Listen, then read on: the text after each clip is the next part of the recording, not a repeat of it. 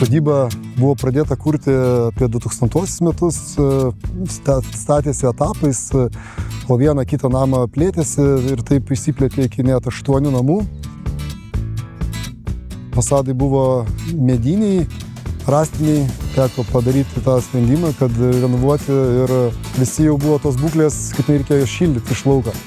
Dėl ko pasirinkom Sadral plokšteles, dėl to, kad ieškojom tokio alternatyvos, kad nereikėtų prie jų daug įdėti darbo, namai nebuvo simetriški, ta prasme nebuvo langai, visi angos padarytos simetriškai, todėl reikėjo išspręsti, kaip vizualiai apgauti visus tos nelygumus. Tai ta Sadral plokštelė yra nedidelė, labai tuo pasinaudojom gerai ir nesimato tie, sakykime, statybos brokas prieš tai padarytos.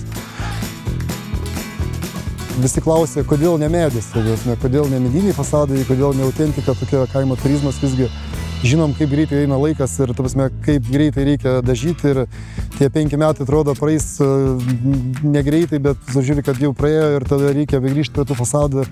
Šiaip kaimo turizmą, kas turi, tai manau supranta, kiek darbo yra tam sodyboje. Taip yra įdėt, tai dar prie fasadų grįžti kas metai, 2 ar 5, tai tikrai nėra laiko, tai labai pasitarnavo Sadral plokštelės. Tai dabar yra pirmiem namam jau po renovacijos 5 metai, tai kol kas apskritai jokių nėra nei spalvos blukimų, nei kažkokių kitų defektų, tai principą manau dar 10-15 metų taip pat gyvensim kaip iki šiol. Šitoje vietoje tai besąlygiškai geras dalykas.